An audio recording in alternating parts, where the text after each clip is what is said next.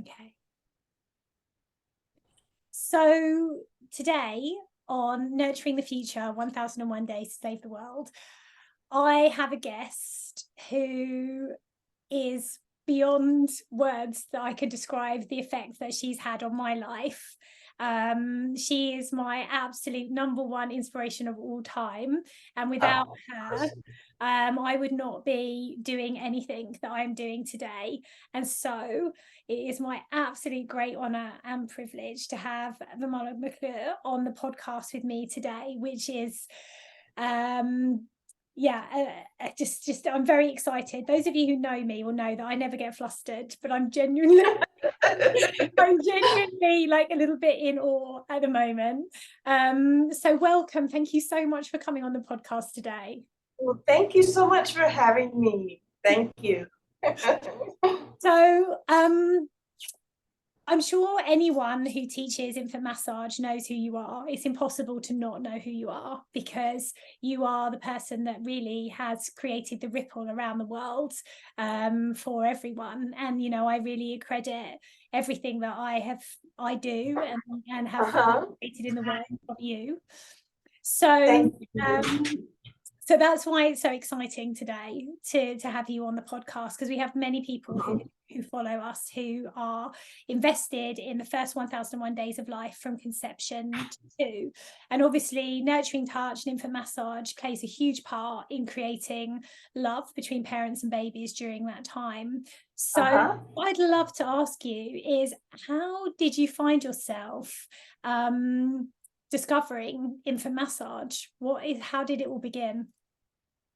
Oh my gosh. Wow. Okay, it was 1973 and I was 21 years old. Wow. Oh my God. And I went to India to become a yoga instructor, and didn't have any money, and so the deal was that I had to live in and work at this little orphanage in Varanasi. They called it Benares back then. And at night, a monk would come in and teach the ones who were there to become yoga instructors. During the day, I would have to work at the orphanage. Had all kinds of crazy things happen. But one of the things that happened during that time, it was June, which is like the worst time to go to India. You know, it was hot. It was like 110 degrees every single day. And we were in this little tiny place, no air conditioning, no nothing, hardly any food. And one evening, I was walking around the compound,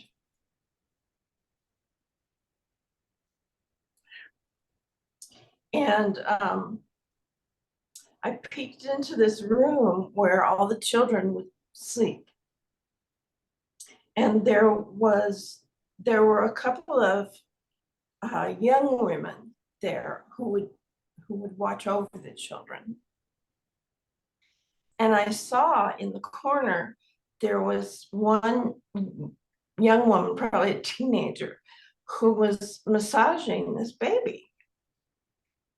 And the baby wasn't crying, she was just, and I thought, ooh, wow, that's interesting. So I tiptoed in and I went over to her and I said, do you mind if I watch? I could speak Bengali back then. I've lost it completely now.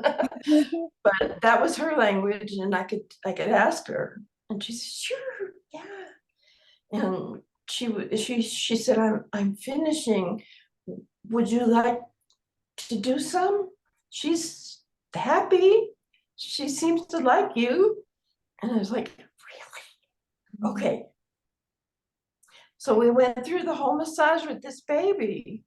And this baby was just like perfect. I mean, she was just ready to sleep, and she's like, oh, good. you know. And so this young woman taught me the what she knew. She learned from her mother, and she was telling me how it was an ancient practice, went from mother to daughter, and that it was just really good for all kinds of things with the babies, and for their digestion and for sleep and everything. So I learned a bunch of strokes from her, and I was just excited. I thought, this is so cool. And I went back to my room and I took out my notebook and I wrote about it. And then I just kind of forgot about it. Well, I remember when I was leaving, because I was in a rickshaw taking me to the airport. And the rickshaw had to stop at this intersection so this huge bull could walk by. So we're sitting there, and I look to my right, and there's all these sort of shanty houses, made from whatever.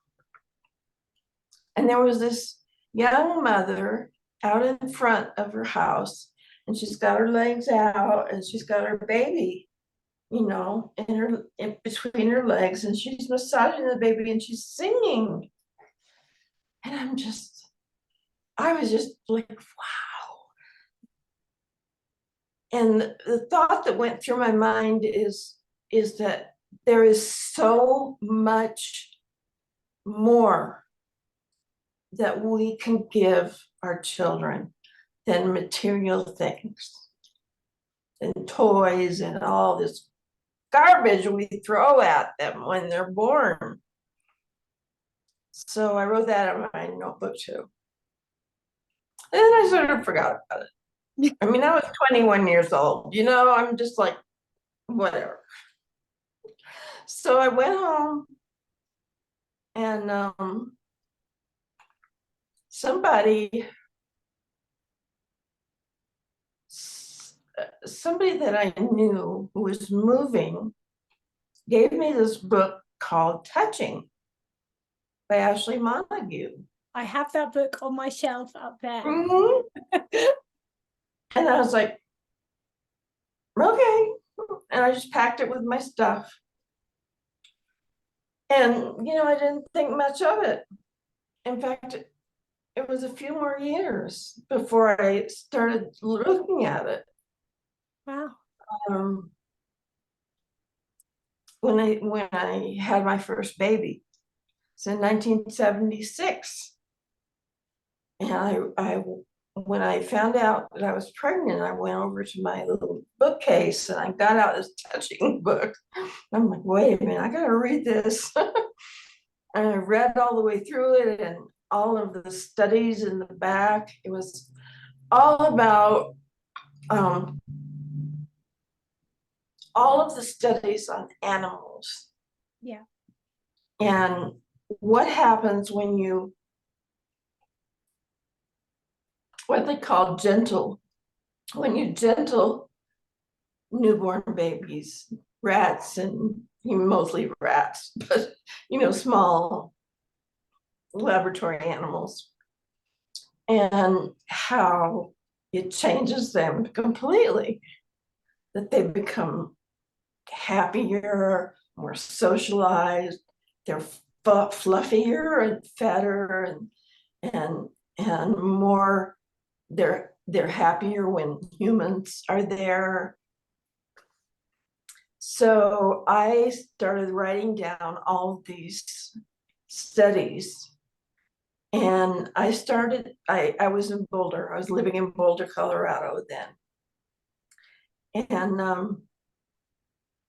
I started driving up to Denver, which is about a 40-minute drive, and going to the medical library that was attached to this huge hospital there, and looking up all of these studies. Wow. And seeing if they would lead me to other, and they did. They led me to other things. And I'd come home with this, big load of stuff. And I spent my whole pregnancy doing that and writing things down and just like thinking, I'm like, I am gonna massage my baby, that's for sure. So I did. I had my first baby and I started massaging him right away. And it was just fantastic. He was a colicky baby. It was really hard because he cried. He cried and then he cried some more. Yeah. He didn't really sleep. He just cried all the time. And but he liked being massaged. And I kept massaging him. And I had learned Swedish massage from my friend who was a massage therapist. And I had learned reflexology from someone else. I started just pulling in all of these, different things. And so I had the feeling, I really knew inside of me that colic was a problem of the digestive system. And every doctor, everybody was saying, nobody knows what causes colic. It's just there and you just got to get over it. You just got to wait for it to be over. And I was like, no, that can't be right. So I took some strokes from Swedish massage and some things I knew from yoga, how you can resolve gas. And I put them together and I would do those every day with him. 2 weeks and he didn't have any more colic. Wow. No more crying, no more pulling his legs up and looking like he was in pain. 2 weeks. I wanted to run around to everybody. Say, you're lying, Bill. So we were very happy. And I talked to my older sister. She's 6 years older than me. And we went to the movies one day and I couldn't stop talking about it. And finally, we're in the movie theater and she turns around and she says, Vimala, isn't it true that everything new that you learn and that you like, you end up teaching it to other people? I was like, yeah, that's true, actually. She said, why don't you teach this to people? And I was like, what? Really? Should I? You think so? She said, yes, you should. And we have this relationship my whole life. If she tells me to do something, I do it.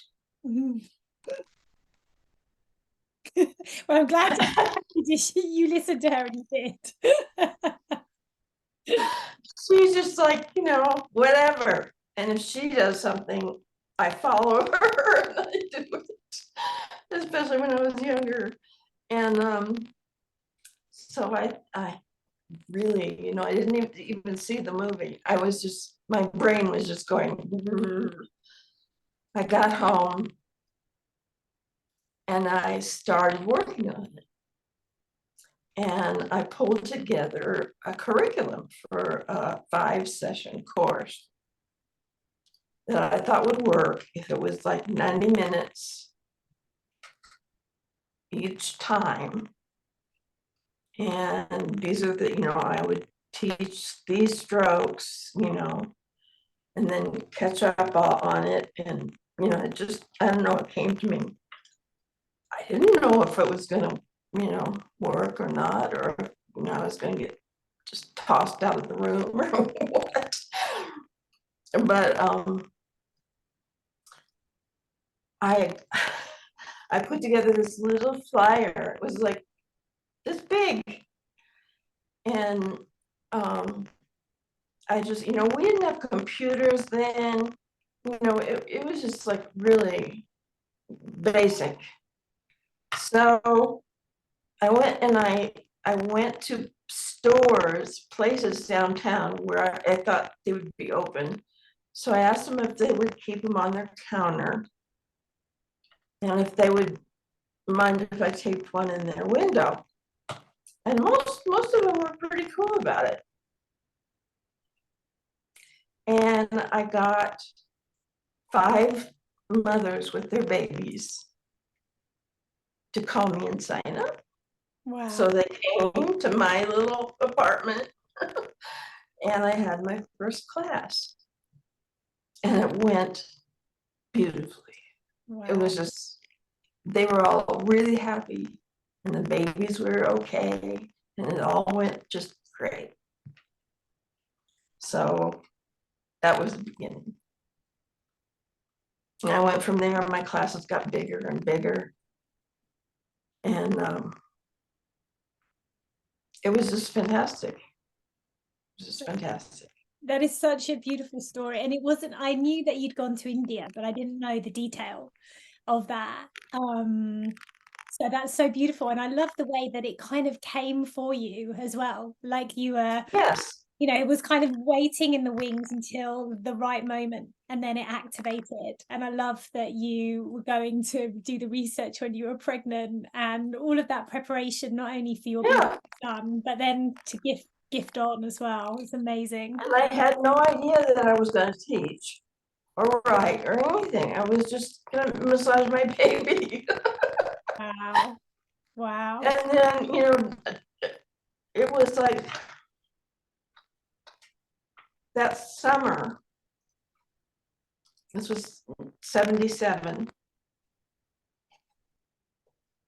we had moved to a bigger house and I was teaching probably 2 classes a week. And I had probably 12 parents and babies in each class. And I was giving them handouts, just tons of things I wanted them to take home with them. And I thought, and I talked to my husband and I said, I should just put these into a little like a flyer or something that I could just give them so it's not all these papers all the time. He said, yeah, you should do that. And he was a printer. He said, and I can print them for you. I'm like, cool.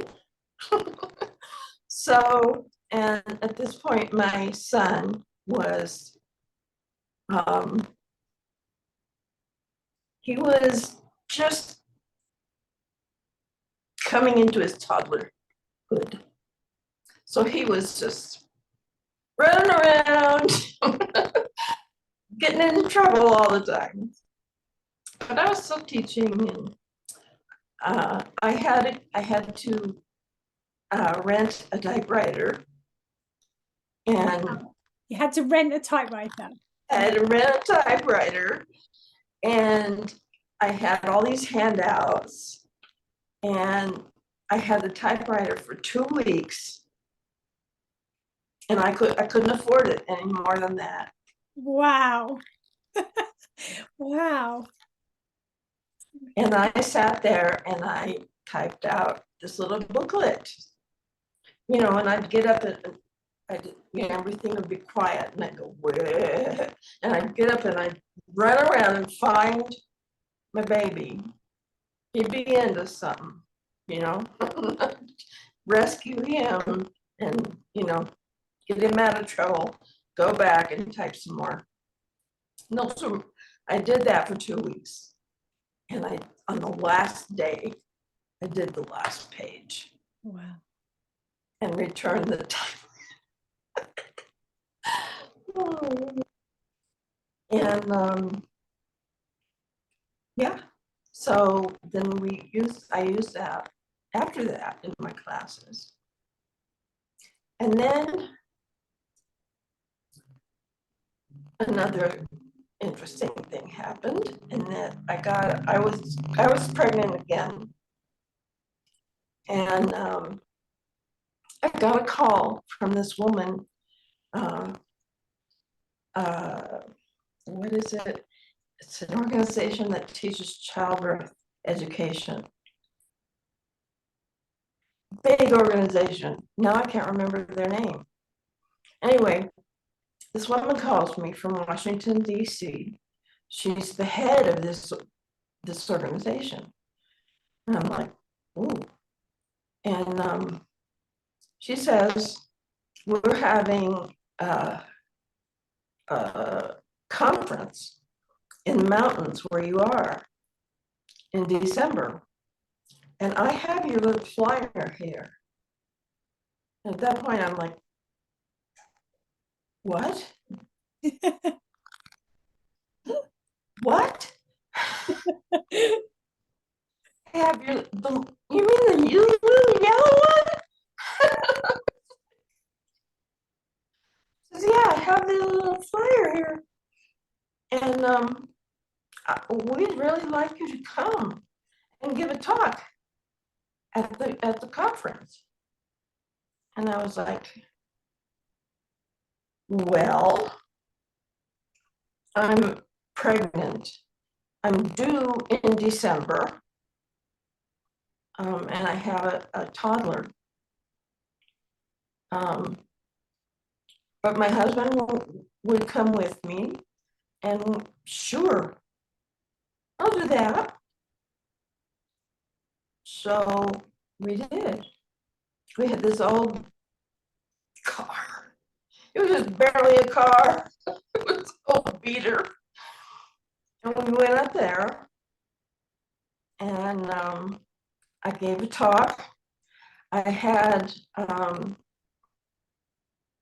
that film that was made by Lemoye, Shantala.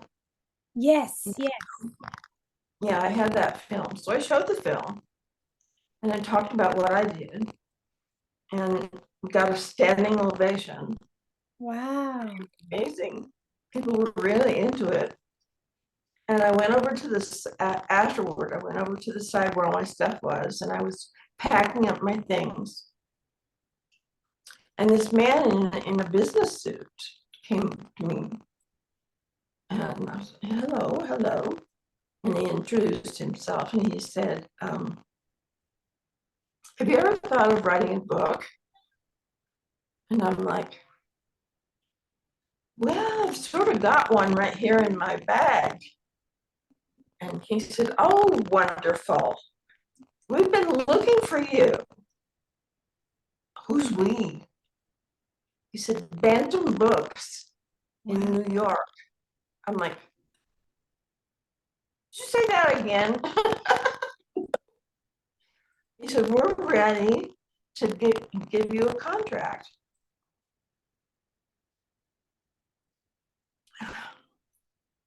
And he said, we'll send somebody out to help you with the photographs. And it's great if you've got it already.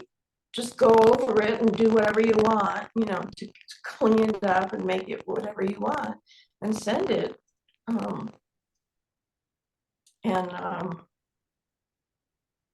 he said, we'll send you a letter with our, you know, what you would get for an advance and for royalties and all that stuff. I'm like, okay. You know, and I'm due. I mean, my baby's due in like 3 days. And yeah, so it happened. I went home and did all that stuff, had my baby, and she was probably, I don't know how old she was, but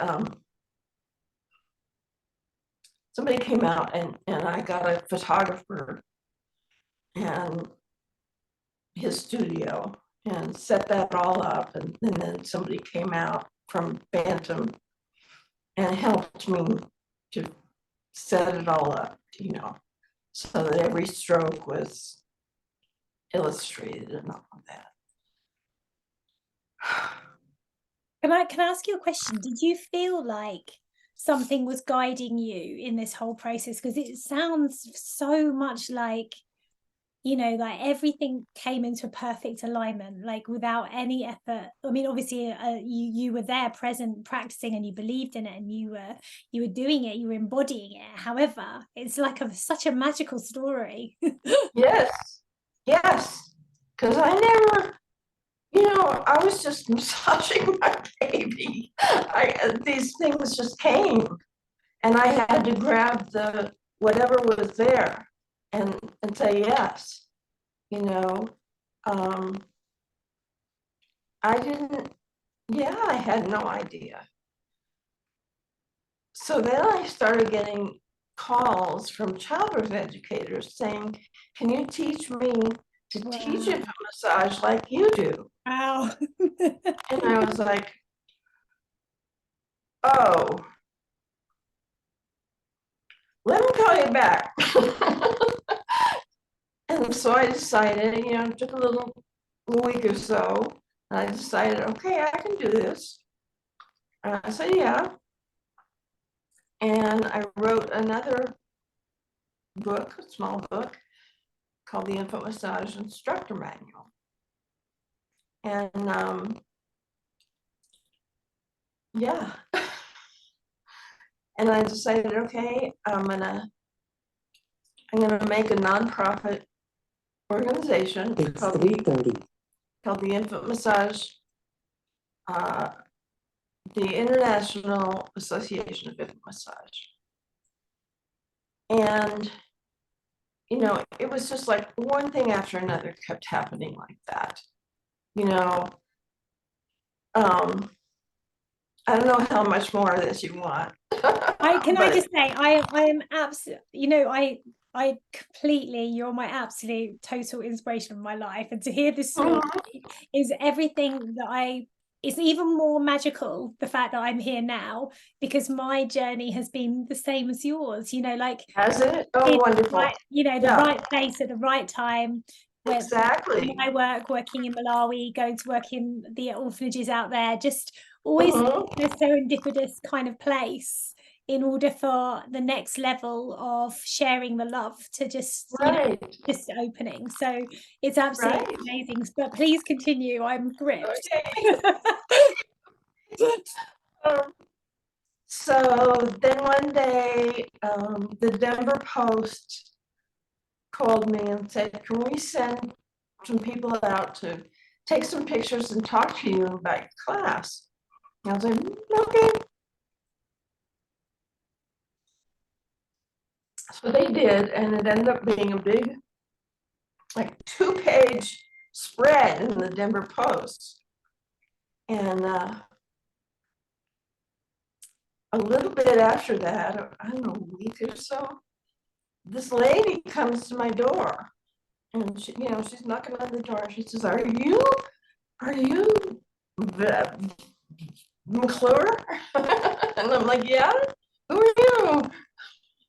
And she's Audrey Downs is her name. She lives in, she's a nurse. She lives in California. She's older, And apparently her husband had picked up this newspaper and saw this article and knew that she would be really interested in this, took it back to her at their hotel.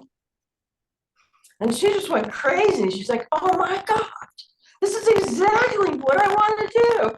And she figured out where I lived and she came. So she came Wow. in and we sat down together and talked. And she invited me out to her place to train some instructors. So I did. I went out and I said, only if you do it with me. Okay. And we got together, probably 14 people who wanted to be instructors.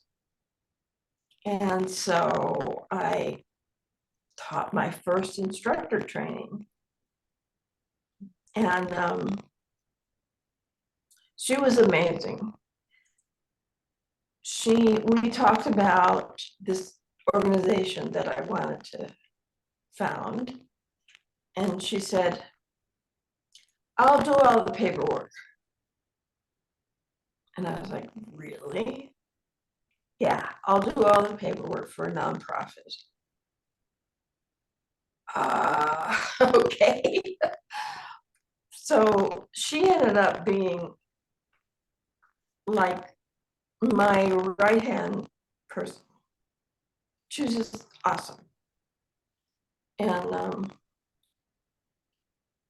so we just kept doing that. And I started traveling around the country and teaching, you know, teaching those trainings and getting instructors all over the country. And then we got some people who came over from Sweden wanting to do that, so they did that, and then somehow the organization part of it got together with Audrey, and then it moved to Sweden. And then we needed people who could do what I did, who would train instructors. So I had to figure that out, you know. How do you train instructors to train instructors? So I did that, and it just went from there. Just like, it was amazing. It just went. Now we've got like, I don't know, we've got maybe 60 or 70 instructors all over the world, and we've got probably 80 countries with instructors. I'm just, it's like, wow. How does that make you feel? And it's just proud, really proud. And in the meantime, I had a terrible accident. Oh. And I got a traumatic brain injury, and I hurt my shoulder really bad. And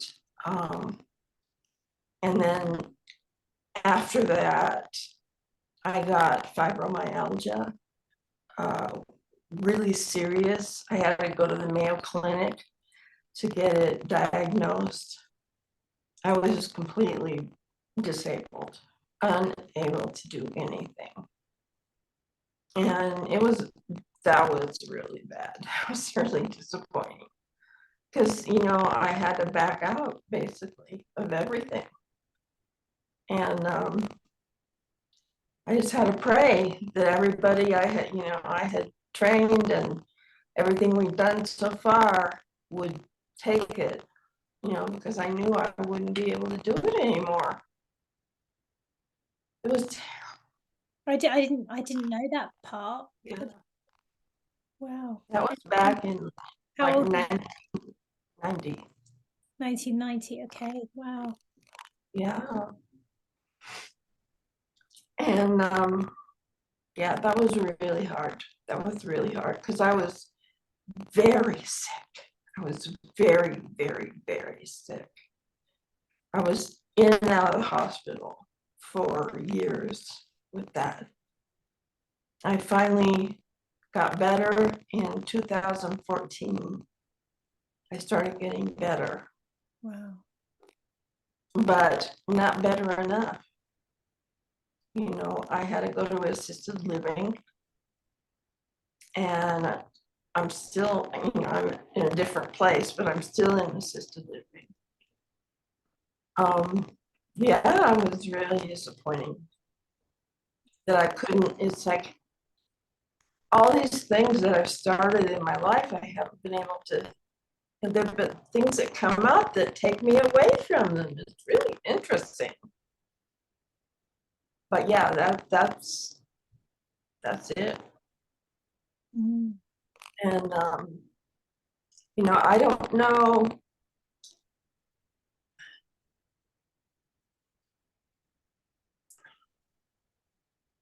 I don't know if people in the organization, instructors and trainers, how much they really know about what I've been through. Mm. You know, I think some of them are kind of resentful that I haven't been there because they don't, you know, I can't really talk about it. You know, I've been to a couple of our international conferences. But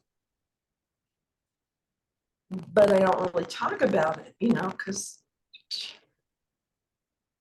there's so many other things to talk about.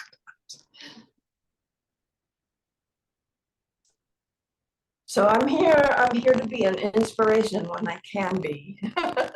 Well, you're literally like, you know, I really credit everything that I have ever done to you. Like I credit you on my website, and you know, I reference you throughout my course.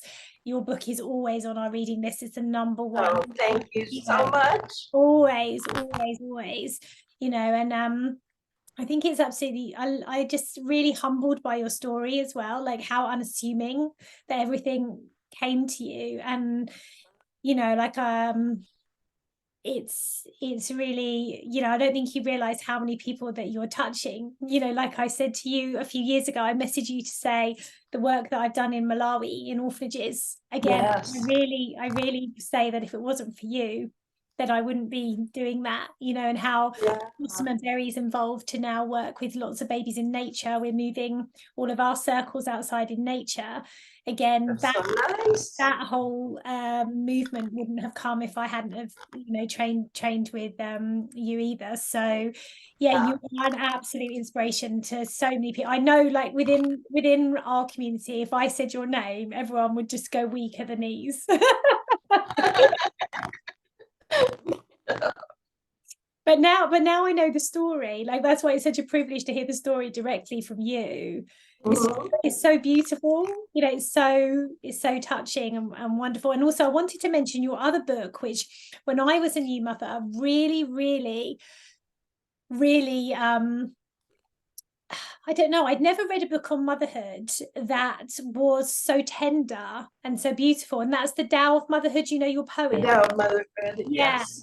So I read that when I had my third son, because I had three children in 3.5 years. And I remember reading that book on holiday and being so deeply touched by the poetry of it, you know, because it wasn't like any other book I'd ever read on motherhood. It just went straight into my body and straight into my, and it just felt like home. So that's another one which I always recommend to the community, you know, in their motherhood journey. It's just an absolutely stunning book as well. Yeah, we before I got sick, we went to Hawaii, Kauai, And we went up into the mountains, very high, as high as you can go. And, you know, my family, they went kind of hiking. And I said, you go, I'm gonna go up there. And there was a place on top of the mountain that was like just a little green place with tables and stuff. And I went there.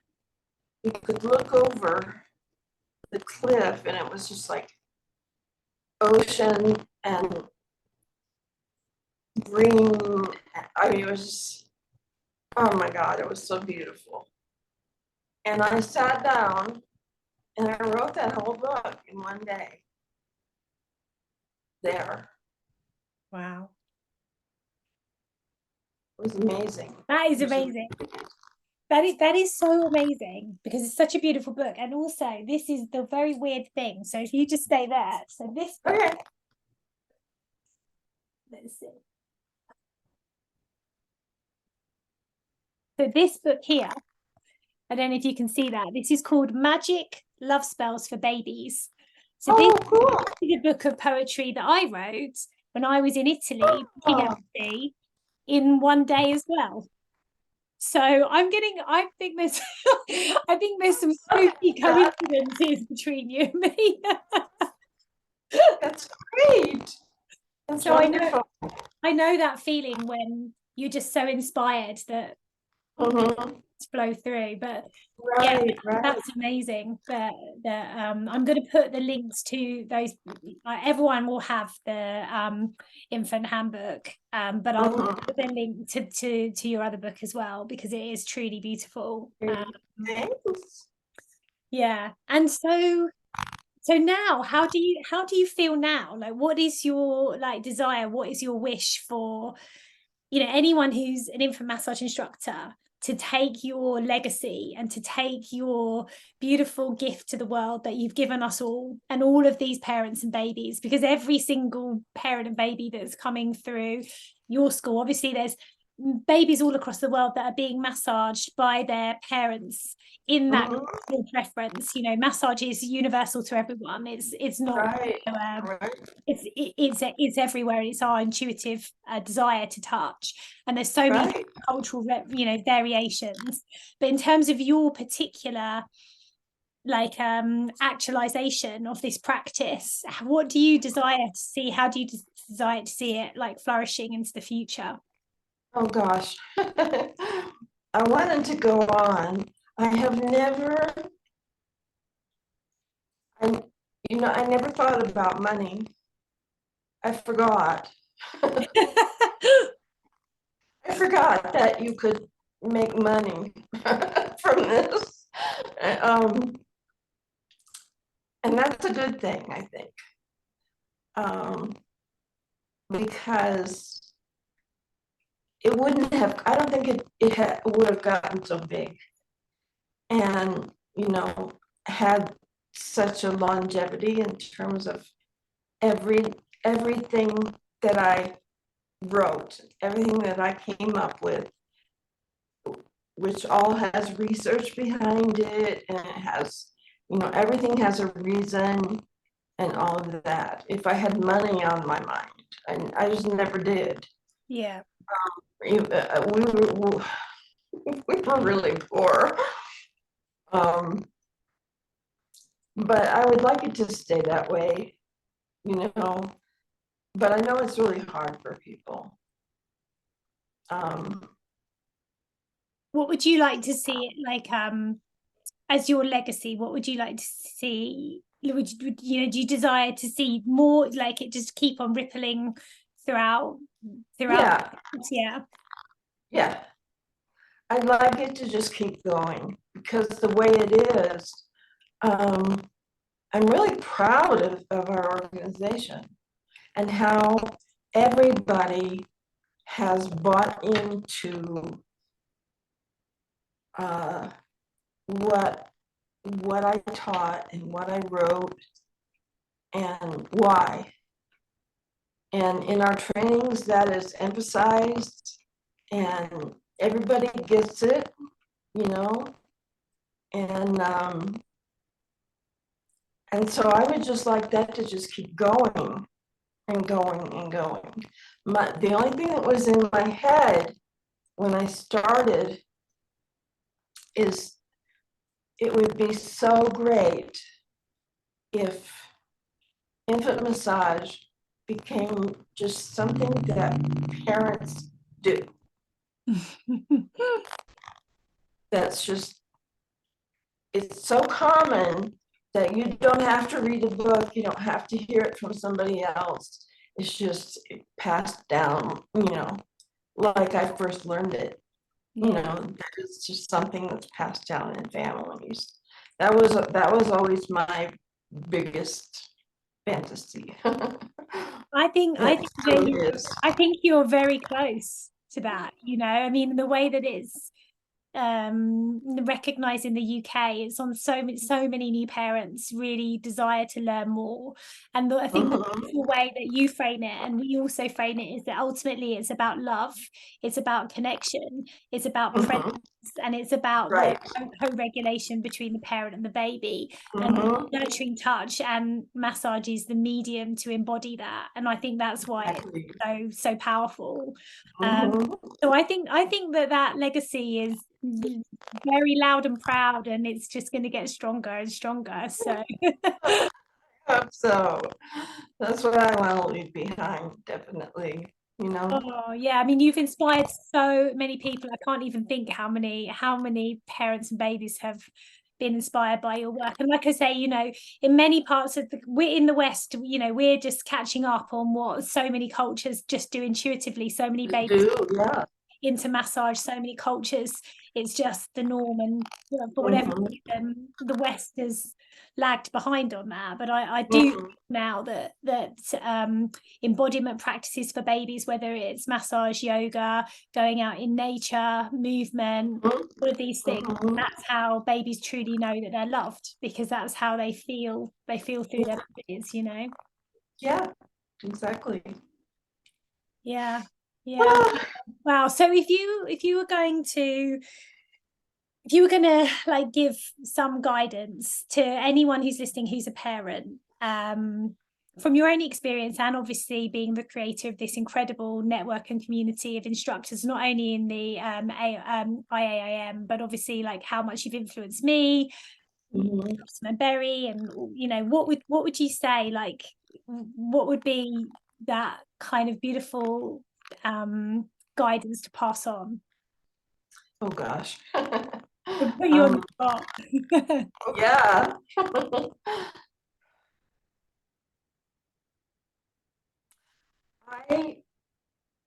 I would say look for the magic.